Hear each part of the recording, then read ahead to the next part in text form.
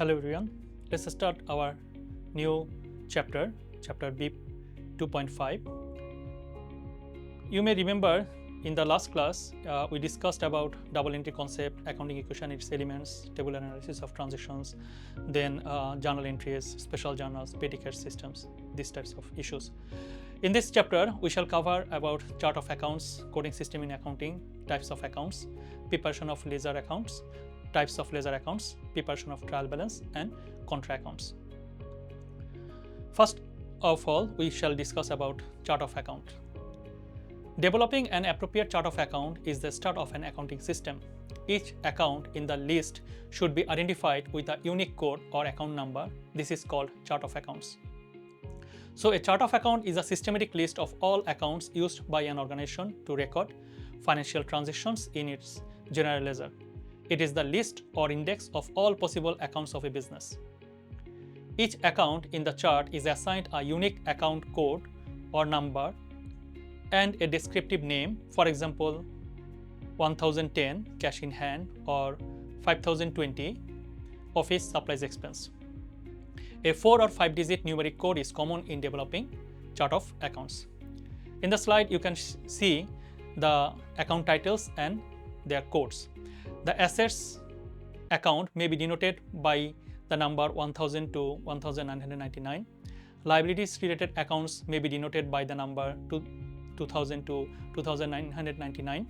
And equity related accounts may be denoted by 3000 to 3999. Revenue related accounts may be denoted by 4000 to 4999. And expense related accounts may be denoted by 5000 to 5999. So this is called chart of accounts. The next issue is how the coding system actually works here. Here, if you look, that each digit in the code for accounts explains the group, subgroup, and the sequence of the item in the chart of accounts. Each code is unique and must not be duplicated. Code simplifies tasks in identifying the correct account to be accounted for, and some code under each of these group or subgroups should be kept open or unused for any new account. And one may design their own accounts code based on the need of the business. If you look at the slide, you will see that here the code of assets start with 1, the code of liabilities account start with 2, in case of equity the code starts with 3, in case of income the code starts with 4, and for expense the code starts with 5, and for other items we can use the code starting from 6. So here what does it mean actually? If you look, the assets and the code is 1000. Here 1000 means that an account with a code started with 1 is an asset account.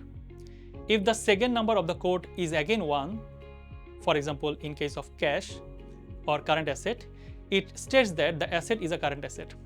The last 2 digits are the sequence of the asset item under the subgroup.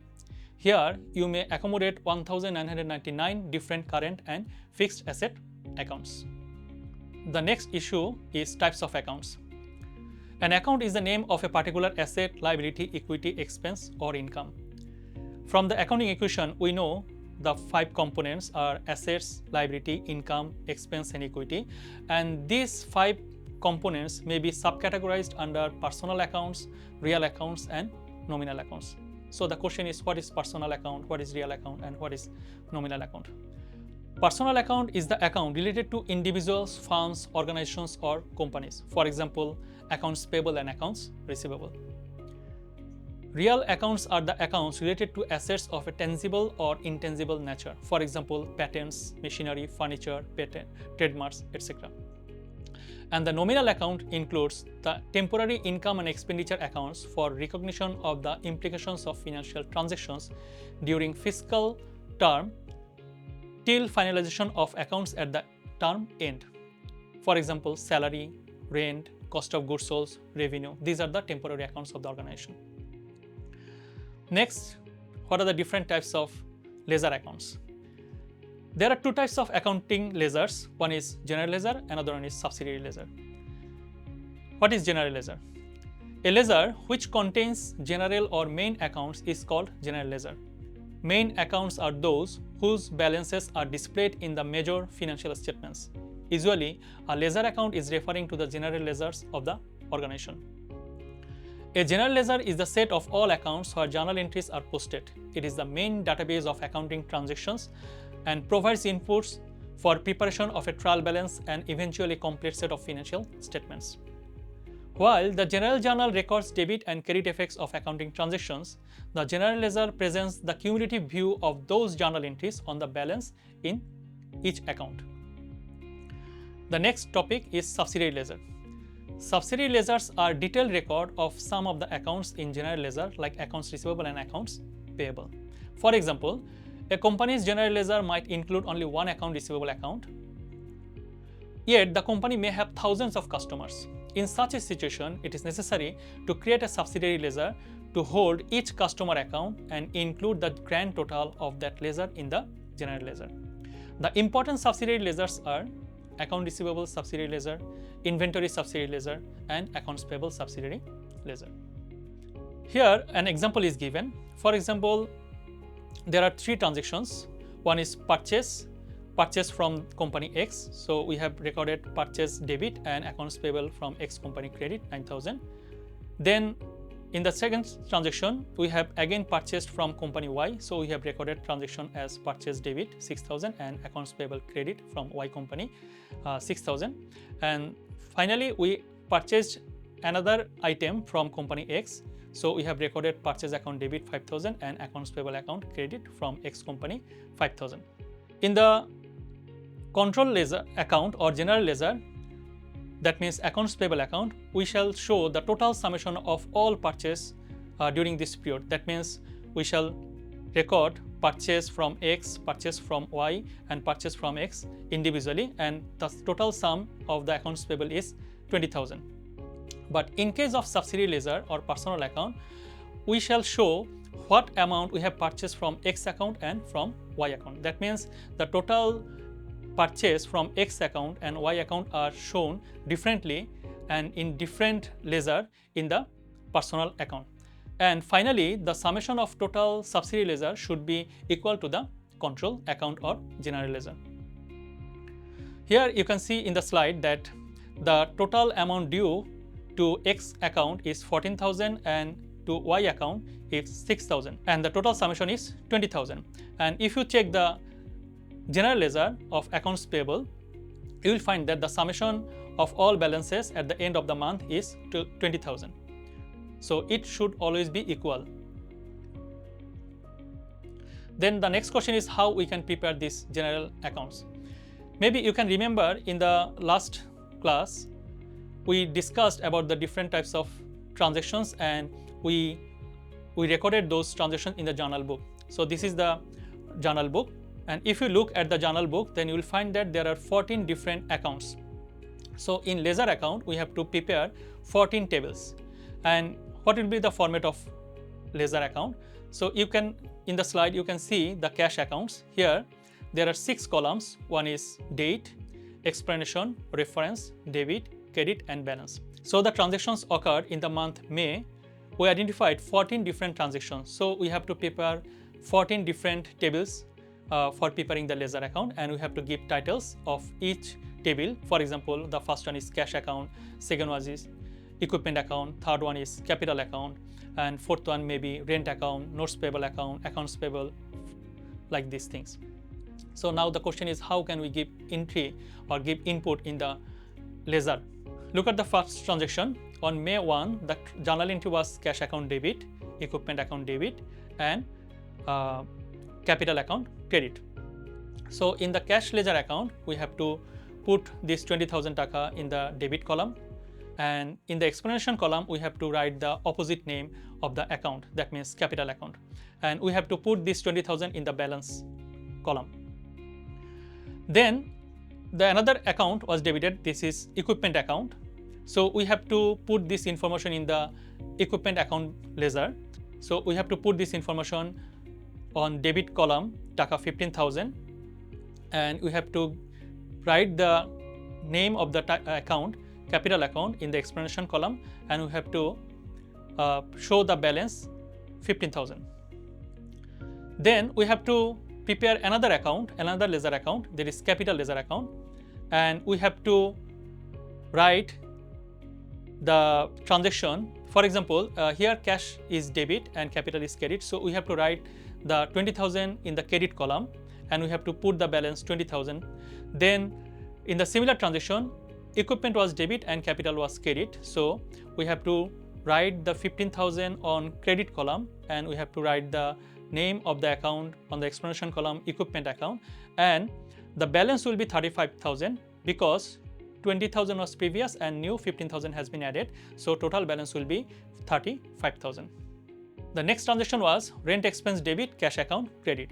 Here cash has been credited, so in the ledger account, in the cash ledger account, we should write the title of the opposite account, that is rent expense account, and we should put this 1,000 on the credit column because cash has been credited here. And in the balance column, we have to deduct 1,000 from the previous balance, that means from the 20,000 balance, because the balance of cash was debit and this 1,000 has been credited, so it should be deducted from the previous balance. So the remaining balance will be 19,000. And similarly, in the rent account or rent ledger account, we have to put this amount 1,000 in the debit column because rent expense was debit, and we have to put the balance 1,000, and in the explanation column we have to write the opposite account. We have to write the name of the opposite account. The next transaction was equipment account debit, cash account credit, and 12% note payable account credit. So equipment account is debit. So on day 3 we have to write this information on the equipment ledger account and cash ledger account and notes payable account. So first of all, we shall write the equipment account. On May 3, we have written this 4,800 first in the debit column, and we have written the opposite account name in the explanation column, and the balance will be, the previous balance was 15,000 and new 4,800 equipment has been added, so balance will be 19,800. And we have purchased this equipment also through notes payable, so we shall put this amount on the debit column 7,200. So the total remaining balance will be 19,800 plus 7,200, that means total 27,000 amount will be in the balance column, and in the explanation column we should put the opposite account name, that means notes payable account. So we have also have to put the similar information in the cash ledger account. In the cash ledger account, if you check in the slide, that means on May 3, the cash 4,800 was deducted and it was credited, so it was put on the credit column, and from the previous balance, that means 19,000, we have paid this amount, so 4,800 will be deducted from this 19,000. So after paying this amount, the remaining balance of cash is 14,200, and we have to prepare 12% notes payable account also. Here in 12% notes payable account, we have credited the amount 7,200, so the balance will be 7,200, and in the explanation column we have written the name of the opposite account, that is equipment account. Similar way, we have to put all these transactions in the ledger account in the 14 different ledger accounts, and we will get balance. That means, for example, cash account, after giving the entry of all transactions up to May 31st, we find that the total cash balance is 39,700. The balance of equipment account is 27,000, and balance of capital account is 35,000. Balance of rent account is 1,000. Balance of notes payable account is 7,200. Balance of accounts payable account is 200. Advertising expense account is 600. Prepaid insurance account is 1,200. Account receivable account is 1,400. Service revenue account is 6,000. Unearned revenue account is 3,500. Bank loan account is 20,000, and drawings account is 1,000. So this is the way you have to prepare the ledger accounts.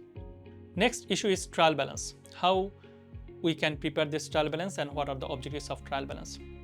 A trial balance is an essential stage in ensuring the accuracy of the bookkeeping entries prior to the preparation of the financial statements. The trial balance lists the name of cash account together with the balance shown in either the debit or credit column. It is a list of the account balances in your records. The key features are: a trial balance is a list of all general ledger accounts with their balances at the end of a particular period. Trial balance reports all ledger balances with their nominal balances. For example, assets are with debit balance. Trial balance ensures every debit entry has been accompanied by a credit entry, otherwise it ascertains the amount of error. Trial balance is the base in preparing the financial statements. Here we shall prepare the trial balance based on the information we have derived from the ledger accounts. You can remember there are 13 ledger accounts, and in the trial balance we have to put this accounts list of accounts in this ledger first. So you have to prepare total 5 columns for a trial balance. One is for serial number, another is for account title, another one is for reference, and then debit balance and credit balance. Maybe you can remember the balance of cash ledger account was 39,700. So first you have to put this cash account on the account title column, and you have to put this 39,700 taka in the debit column, because cash is an asset account, so it must have debit balance always. Similarly, equipment, the balance of equipment account was 27,000, so you have to put this amount on the debit column because asset is a asset always have a debit balance. Then capital account, here the balance of the capital account is 35,000, and we have put it on the credit side because the balance of liabilities and equity is always credit, so we have put this amount on the credit balance. Then rent expense is an expense account, it should have debit balance, so we have put this account on the debit column.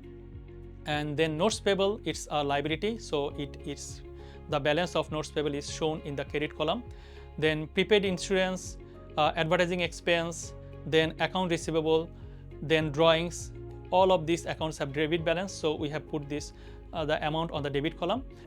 The other elements consist credit balance, so we have put the amount of those accounts on the credit balance.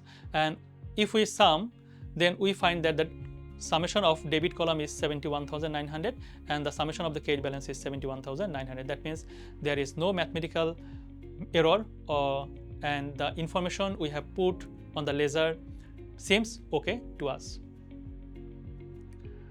Then the next issue is understanding the ledger balance and trial balances. If you look at the slide, you will find that trial balance shows balances coming from the ledger account, which is prepared based on the journal entry or original transactions, and trial balance are with balance of accounts at a point of time, not before or after.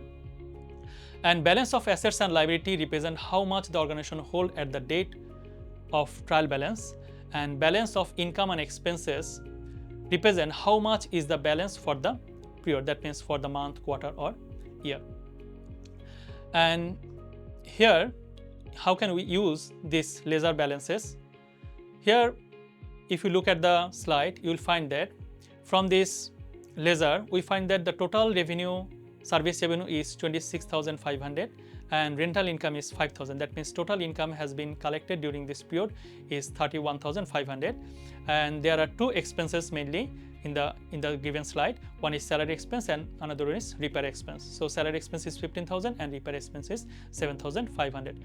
So if we deduct the total expenses from our total revenue, the remaining balance is 9,000 and it is our net profit. So from these balances, from the balances of trial balances, we actually can start of preparing the financial statements. This is the correction of slide number 17. In the month May, different transactions occurred, and if you check, you will find that you have to prepare total 13 different ledger accounts for these whole transactions. Okay, that's all for today. See you next class. Thank you.